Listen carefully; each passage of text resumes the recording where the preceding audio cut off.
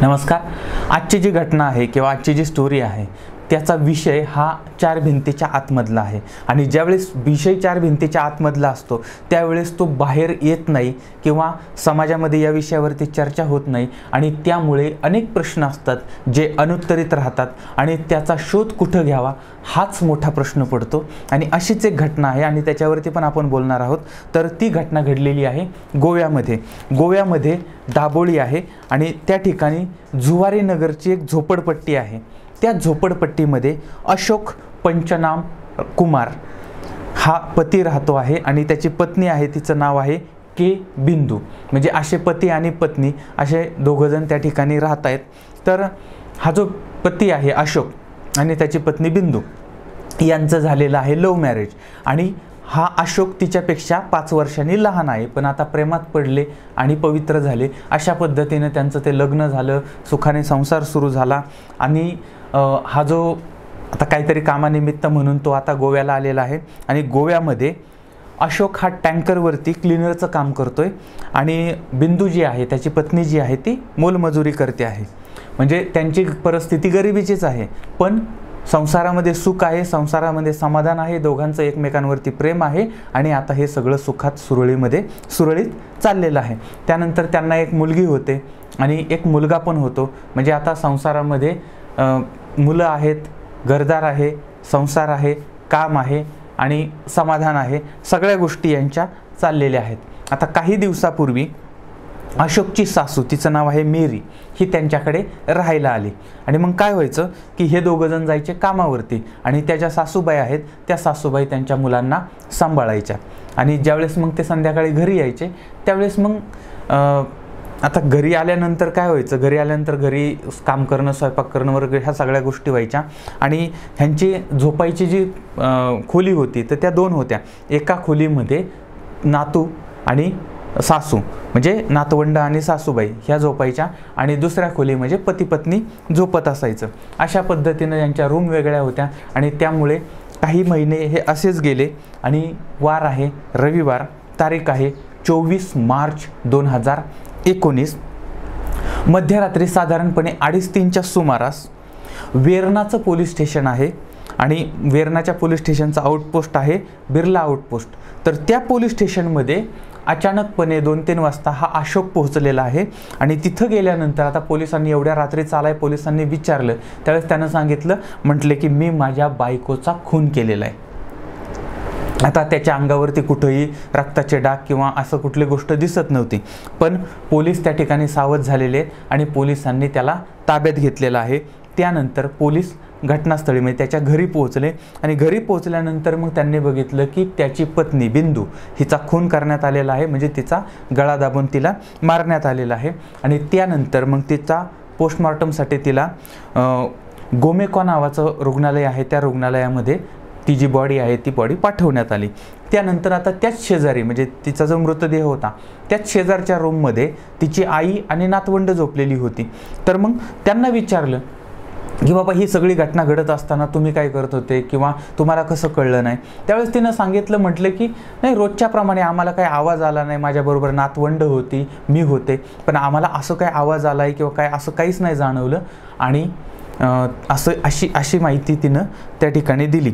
आता त्यानंतर मग पोलिसांनी ह्या मेरीला म्हणजे या सासूला फिर्यादी बनवलं आणि त्यानंतर तिनं फिर्याद दिली आणि मग अशोकला अटक करण्यात आली. आता बघा ह्या घटनेमध्ये या दोघांचं अगोदर लव्ह मॅरेज झालं होतं, म्हणजे नवऱ्यानं बायकोला मारले, पण यांचं अगोदर लव्ह मॅरेज झालेलं होतं, एकमेकांवरती प्रेम होतं, एकमेकांना पार अगदी 7 जन्म किंवा काय अजून जन्म असतील तेवढे साथ देण्याची शपथ घेण्यात आली होती. वयाने एकमेकांच्यापेक्षा कमी जास्त होते, पती वयानं कमी होता, तरी पण हे सगळं ह्यांनी ॲडजस्ट केलं होतं. आणि दुसरी गोष्ट यांच्यामध्ये कुठेही असा वाद नव्हता की बाबा बायको बाहेर खाली आहे किंवा पती बाहेर खाली आहे किंवा एकमेकांचं चारित्र्यहीन आहेत किंवा त्याच्यावरून त्यांच्यामध्ये वाद होतोय, त्यांच्यामध्ये भांडणं होत आहेत, कुठेतरी अफेअर आहे, अशी कोणतीही घटना यांच्यामध्ये नव्हती. त्याचबरोबर ते काही बाबा पैशाचा विषय आहे, पैसे कमी पडतायत किंवा घरामध्ये काय अजून कुठल्या गोष्टीनं गोंधळ होतोय का, वाद होतोय का, तर असं काहीही नव्हतं. म्हणजे बघा, म्हणजे कुठलाच प्रॉब्लेम नाही, एकमेकांवरती प्रेम आहे, पैशाचा प्रॉब्लेम नाही आहे, त्याच्यानंतर अफेअर नाही आहे कोणाचं एकमेकांवरती, सगळं म्हणजे सगळं एक चांगल्या संसारासाठी ज्या ज्या गोष्टी आवश्यक आहेत त्या गोष्टी त्यांच्या संसारामध्ये होत्या. मग अशी काय घटना घडली, अशी कोणती गोष्ट घडली की जेणेकरून नवऱ्यानं बायकोचा खून केला होता? कारण मी मगाशीच सांगितलं की हे श्रीमंत नव्हते पण ते सुखी होते. मग असं काय घडलं होतं बघा. आता यांचं लग्न झालं, लग्न झाल्यानंतर यांचे दिवसही सुखाने जात होते आणि रात्रीही सुखानं जात होत्या. आणि हा सगळा प्रकार जो घडला होता तो रात्रीच्या गोष्टीमुळे घडलेला होता. तर काय झालं की ज्यावेळेस आता नवीन संसाराला सुरुवात झाली, नंतर मग त्यांना एक मुलगी झाली. आता मुलगी झाल्यानंतर ज्या पद्धतीनं लग्नानंतर पती आणि पत्नीचे म्हणजे संबंध असतात त्या पद्धतीचे संबंध मुलगी झाल्यानंतर हळूहळू कमी व्हायला लागले. आणि ती जी पत्नी आहे ती पत्नी ही मुलीमध्ये जास्त रमायला लागली आणि पतीला जो वेळ द्यायला पाहिजे होता किंवा संबंधांना जो वेळ द्यायला पाहिजे होता त्याच्यामध्ये तिचं लक्ष कमी व्हायला लागले. आणि नंतर मग त्यांना एक मुलगा पण झाला. आता मुलगा झाला त्यानंतर तर अजूनच जास्त दुर्लक्ष व्हायला लागलं. आणि 2 बाळंतपणानंतर मात्र हिची जी इच्छाशक्ती आहे ती इच्छाशक्ती, आता काही गोष्टी मला स्पष्टपणे बोलता येणार नाही कारण आपलं जे चॅनल आहे किंवा आपलं DSD आहे ते अनेक लोक कुटुंबासमवेत पाहतात, त्यामुळे काही गोष्टी तुम्ही समजून घ्या. तर तिची जी इच्छाशक्ती आहे ती इच्छाशक्ती कमी कमी होत गेली आणि पतीची जी इच्छाशक्ती होती ती वाढत गेली किंवा जी होती तीच होती. त्यामुळे आता एक बाजू म्हणजे एक चाक कुठेतरी कमी पडायला लागलं आणि दुसरं चाक आहे ते मात्र सुरळीत चाललेलं होतं. आणि यामुळे आता यांच्यामध्ये जो साध आणि प्रतिसाद असायचा तसं होत नव्हतं, फक्त साध असायचा पण प्रतिसाद काय मिळत नव्हता. आणि मग या गोष्टीमुळे त्या दोघांनी काय केलं की बाबा आता मुलं बरोबर ते असतात त्यामुळे मग काही कदाचित अशा गोष्टी होत असतील आणि म्हणून मग त्यांनी सासूला बोलवलं. आणि मग ते सासू आणि मुलं ही वेगळ्या रूममध्ये आणि हे वेगळ्या रूममध्ये असायचे कारण दोघांना एकांत मिळावा याच्यासाठी.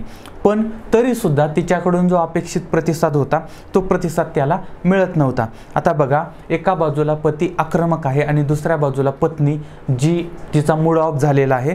आणि मग या गोष्टींमुळे त्यांच्यामध्ये वाद व्हायला लागला, भांडणं व्हायला लागली. पण ही भांडणं हा वाद हा 4 भिंतीच्या बाहेर कधी आला नाही, किंबहुना त्या सासूला सुद्धा या गोष्टी लक्षात आल्या नव्हत्या कारण ते फक्त त्या 4 भिंतीच्या आतमध्येच त्यांच्या बेडवरतीच जे काय वाद व्हायचे तर ते वाद होते. पण या सगळ्यांमध्ये रोज रोज अशा गोष्टी घडायला लागल्या. लक्षात घ्या की या गोष्टींमुळे त्या पतीला डिप्रेशन यायला लागलं. तो सतत टेन्शनमध्ये, कारण त्याच्या मनातली जी इच्छा होती ती इच्छा पूर्ण न झाल्यामुळे त्याचा परिणाम त्याच्या कामावरती व्हायला लागला. आणि पतीबरोबर ती रात्री वाद झाल्यामुळे पत्नीचाही तिच्या कामावरती परिणाम व्हायला लागला. दोघंही डिस्टर्ब व्हायला लागले आणि पतीला असं वाटत होतं की याला जबाबदार पत्नी आहे. आणि एवढंच नाही तर कदाचित त्याला असा संशय यायला लागला की ही जर आपल्याला प्रतिसाद देत नाही आहे याचा अर्थ ती स्वतःची इच्छापूर्ती बाहेर कुठेतरी करून घेते आहे आणि माझ्याकडून मला मात्र ती टाळते आहे याचा मनामध्ये संशय यायला लागला. एका बाजूला बघा डिप्रेशन आलेलं आहे त्याला.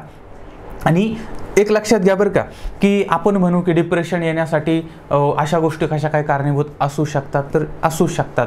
डिप्रेशनसाठी कोणतीही गोष्ट असू शकते की ज्याच्यामुळे माणसाला डिप्रेशन येतं. आणि ही जी गोष्ट आहे ती म्हणजे शारीरिक मानसिक या सगळ्यावरती परिणाम करणारी आहे. समजणाऱ्यांनी समजून घ्या आणि अत्यंत गंभीरपणे या गोष्टीचा विचार करा. तर याला डिप्रेशन येतंय आणि तिला पण डिप्रेशन यायला लागलेलं आहे. पण तिचं काय झालंय काही कळत नव्हतं, पण तिची इच्छाशक्ती पूर्णपणे मरून गेलेली आणि याची इच्छाशक्ती पूर्णपणे जागृत झालेली. तारीख आहे 24 मार्च 2019.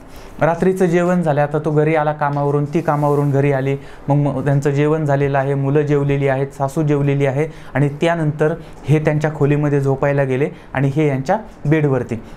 नंतर मग आता त्या शेजारच्या खोलीमध्ये त्या सासू आणि नातवंड यांच्यामध्ये काय बोलणं वगैरे. नंतर मग जेव्हा ते झोपले त्यानंतर मात्र मग हे एकत्र आलेले आहेत. पण इथं आल्यानंतर सुद्धा आता पतीचा आग्रह आणि पत्नीचा म्हणजे मूडच नाही आहे, मूड ऑफ झालेला आहे. आणि अशा पद्धतीने मग याच्यामध्ये तिथं वादाला सुरुवात झाली. आता या गोष्टीचं वर्णन मी अत्यंत रसभरीत करू शकतो, पण ते मला इथं करणं शक्य नाही. तर ह्या पद्धतीने मग त्यांच्यामध्ये वादाला सुरुवात झालेली आहे. आणि मग त्याच्यामध्ये एकतर अगोदरचं डिप्रेशन, त्याच्यानंतरचं ह्या सगळ्या पाठीमागची कसर, आणि याच्यामुळे तो मग तिथं असा विषय झाला की बाबा तुझ्या काय बाहेर संबंध आहेत आणि त्याच्यामुळे तू असं करते. मग पत्नीनं उत्तर दिलेलं आहे, पतीनं उत्तर दिलेलं आहे. एकमेकांच्या प्रश्नोत्तरामध्ये आणि एकमेकांच्या वादामध्ये त्या पतीला इतका राग आलाय आणि त्या रागामध्ये त्यानं तिचा गळा आवळायला सुरुवात केलेली आहे. आणि इतका गळा आवळलाय जोरामध्ये की जोपर्यंत तिचे हालचाल शांत होत नाही तोपर्यंत त्याने तिचा गळा आवळला. तिची हालचाल शांत झाली, तिचा मृत्यू झाला. निर्विकारपणे तो तिच्या डेड बॉडी शेजारी बसून राहिला. आणि तास 2 तासानंतर मग त्यानं मनात विचार केला आणि मग तो पोलीस स्टेशनला पोहोचलाय. आणि पोलीस स्टेशनला गेल्यानंतर त्यानं त्या ठिकाणी कबूल केलं. आणि मग नंतर पोलीस आले आणि मग ती डेड बॉडी पोस्टमॉर्टमला वगैरे पाठवण्यात आली. बघा, याच्यामध्ये 3 वर्षाची आणि 5 वर्षाची मुलं आहेत, म्हणजे मुलगी आहे, मुलगा आहे. आणि आता याच्यामध्ये आईचा मृत्यू झालेला आहे, बाप तुरुंगामध्ये आहे. आता ती मुलं कालपर्यंत आईबाप होते, 1 तासापूर्वी आईवडील होते आणि 1 तासानंतर त्यांचे आईवडील आता त्यांच्यापासून दूर गेलेले आहेत. आणि आता ती मुलं त्यांच्या आजीकडे वगैरे राहणार. म्हणजे मुलांना या लोकांनी अनाथ बनवलेला आहे. आता हा जो प्रॉब्लेम आहे, आता ह्या प्रॉब्लेममध्ये आता गळा दाबताना त्यानं विचार करायला पाहिजे होता की मग माझ्या मुलांचं कसं होईल, माझ्या संसाराचं कसं होईल, किंवा या गोष्टीचं आपण दुसरा काय मार्ग आपण अवलंबू शकतो का, किंवा ही असं का वागते आहे याचा विचार करू शकतो, म्हणजे ह्याच्यावरती काय उपाय करू शकतो का. पण या गोष्टीचा कुठलाही विचार न करता ह्या माणसानं अशा पद्धतीनं कृत्य केलं आणि त्यानं स्वतःसह स्वतःच्या संसाराचं वाटोळं केलं. आत्ता हा जो प्रॉब्लेम आहे, एक जोडीदार आहे, तो जोडीदार ॲग्रेसिव्ह आहे. दुसरा जोडीदार आहे, तो जोडीदार हा म्हणजे पूर्णपणे मूड ऑफ झालेला आहे. अशा पद्धतीनं म्हणजे एका बाजूला साथ आहे पण प्रतिसाद नाही, आणि इकडून प्रतिसाद आहे तर साथ नाही. तर अशा गोष्टी ह्या अनेक कुटुंबामध्ये, आणि हा जो प्रॉब्लेम आहे तो नॉर्मल आहे, तो सर्व कुटुंबामध्ये कधी ना कधीतरी आढळतो. काही कुटुंबामध्ये काही प्रमाणात आढळतो, काही कुटुंबामध्ये काही अनेक दिवसापासूनचा आढळतो. आणि याच्यामधून काय होतं की एकमेकांवरती संशय यायला, समजा पतीचा मूड ऑफ असेल तर पत्नीला संशय यायला लागतो की हा बाहेर कुठेतरी, किंवा पत्नीचा मूड ऑफ असेल तर पतीला संशय यायला लागतो की बाहेर कुठेतरी. आणि ह्याच्यामध्ये एका बाजूला ह्यांचा झालेला मूड ऑफ किंवा इच्छाशक्ती, समजा ह्याला इच्छाशक्ती जागृत झाली आणि ती पूर्ण झाली नाही तर त्याच्यातनं आलेलं डिप्रेशन, दुसरी गोष्ट आलेला संशय, आणि या संशयामधून होतो हिंसाचार. या संशयामधून पडतात एकमेकांना मारण्याचे प्रयत्न केले जातात. दुसरी गोष्ट, जर काही ठिकाणी घटस्फोट घेतले जातात आणि कायम घरामध्ये वाद, कायम भांडणं. आता हा वाद करत असताना, ही भांडणं करत असताना ह्या भांडणाचा विषय ह्यांचा काय असतो, भांडणाचा विषय हा रात्रीचा विषय नसतो, ह्यांच्या भांडणाचा विषय हा दुसराच कोणता तरी असतो. पण मूळ कारण असतं रात्रीचा आलेला राग. आणि या सगळ्यांमुळे चांगले संसार उद्ध्वस्त झालेले आहेत. आपल्याला बाहेरून दिसताना कुटुंबामध्ये कोणाला जाणवणार पण नाही यांच्यामध्ये वाद आहे, यांच्यामध्ये भांडणं आहेत, यांच्यामध्ये काहीतरी असा विषय आहे, ही गोष्ट जाणवणार पण नाही. पण असे संसार उद्ध्वस्त झालेले आहेत. आणि म्हणून ह्याची कारणं काय आहेत, सगळ्यात महत्त्वाचं कारण आहे ते म्हणजे समन्वयाचा अभाव आहे. पती आणि पत्नीमध्ये एकमेकांना समजून घेतलं पाहिजे, एकमेकांशी या विषयावरती बोललं पाहिजे. त्याच्यानंतर जर पतीला काही समस्या असतील तर पत्नीशी चर्चा, पत्नीला काही समस्या असतील तर पतीबरोबर ती चर्चा, या गोष्टी झाल्या पाहिजेत. पण अशा गोष्टी करायला सुद्धा काही जणांना वेळ नाही आहे, एकमेकांशी बोलायला, समजून घ्यायला सुद्धा वेळ नाही आहे. आता पती पत्नीमधलं नातं हे शारीरिक असतं, भावनिक असतं आणि मानसिक असतं. आता नुसतंच जर एखादी व्यक्ती आहे, नुसतं शारीरिक संबंध नुसतंच पण भावनिक नाही आहे, मानसिक नाही आहे, तिथं सुद्धा प्रॉब्लेम निर्माण होऊ शकतो. कारण प्राधान्य फक्त शरीराला, म्हणजे फक्त तेवढ्यापुरतं जवळ जायचं आणि बाजूला व्हायचं, ह्या गोष्टी जर होत असतील आणि मानसिक आणि भावनिक या गोष्टींना जर बाजूला सारलं जात असेल तरीसुद्धा त्या संसारामध्ये प्रॉब्लेम येतात. आणि आपला जोडीदार हा असं का वागतोय याच्यामध्ये अनेक कारणं असू शकतात. त्याच्यामध्ये एक की बाबा समोरच्या व्यक्तीला काय आजार आहे का, जोडीदाराला काय आजार आहे का. आता आजार म्हणजे फक्त शारीरिक आजार आहेत असं नाही बरं का, काही मानसिक आजार असू शकतात, ते पण काय आजार आहेत का. कारण आता सायन्समध्ये अनेक अशा गोष्टी आलेल्या आहेत, किंवा मानसिक काय आजार आहेत का त्या गोष्टी आहेत, किंवा टेन्शन. टेन्शन आल्यामुळे अशा गोष्टी घडत राहतात. त्यानंतर अनेक वेळा काय होतं की दिवसभर काम चाललेलं असतं आणि मग संध्याकाळी त्या माणसाचा मूड ऑफ असतो आणि त्या गोष्टीतनं म्हणजे शारीरिक कष्ट झाल्यामुळे पण अशा गोष्टी घडत राहतात. त्यामुळे या सगळ्यांचा विचार प्रत्येकानं केला पाहिजे, प्रत्येक जोडीदारानं केला पाहिजे. याची खुलेआमपणे चर्चा, खुलेआम म्हणजे चार चौघात बसून नाही, पण दोघांनी एकत्र बसून खुलेआमपणे चर्चा करावी आणि काय काय विषय आहेत, काय काय होतं त्या सगळ्या गोष्टी एकमेकांशी बोलाव्यात. त्यानंतर जर समजा यातमधून जर दोघांकडून मार्ग निघत नसेल तर त्यांनी सरळ डॉक्टरांचा किंवा तज्ज्ञांचा सल्ला घ्यायचा. बऱ्याच वेळा काय होतं की पत्नी जी आहे ती मैत्रिणींना बोलते, बाई असं होतंय तसं होतंय, हे अमकं तमकं टमकं टमकं. आता त्या मैत्रिणीला काय कळतं का, तर तिला विचारलं जातं किंवा मित्र हा जो असतो पती तो मित्रांच्यात बोलतो, अरे मला असा प्रॉब्लेम येतोय, असं होतंय. तर ते मित्र नको त्या गोष्टी सांगत राहतात. त्यापेक्षा सांगतो कोणालाही चिंटू पिंटूला बोलू नका, विचारू नका. डायरेक्टली जर समजा तुम्हाला वाटलं की बाबा हा मनाचा काहीतरी प्रॉब्लेम आहे किंवा शरीराचा काय प्रॉब्लेम आहे किंवा आणखी काय प्रॉब्लेम आहे, सरळ डॉक्टर तज्ज्ञ ज्यांना यातलं कळतं अशा लोकांना भेटा. आणि सगळ्यात महत्त्वाची गोष्ट की तुमच्या जोडीदारामध्ये काहीतरी चूक आहे किंवा जोडीदार तुमच्याशी व्यभिचार करतोय ही गोष्ट मनातनं काढून टाका आणि आपले काय चुकतंय, आपण आपल्या जोडीदाराला सुखी कसं ठेवू शकतो, त्याला समाधानी कसं ठेवू शकतो आणि त्याच्याबरोबर सुखानं कसं राहू शकतो हे पहा.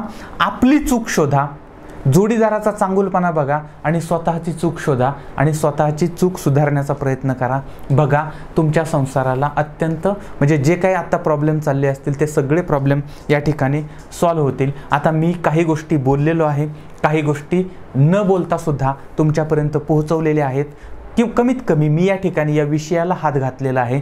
आता तुम्ही एकत्र बसून एकमेकांची चर्चा करा. जर काही प्रॉब्लेम असेल, पुन्हा सांगतो, परत एकदा सांगतो की प्रॉब्लेम असेल तर चर्चा करून डॉक्टरांकडे जा, डॉक्टरांचा सल्ला घ्या. लक्षात घ्या केवळ संशय घेणं किंवा समोरच्याला समजून न घेणं यामुळे भले संसार उद्ध्वस्त झालेले आहेत.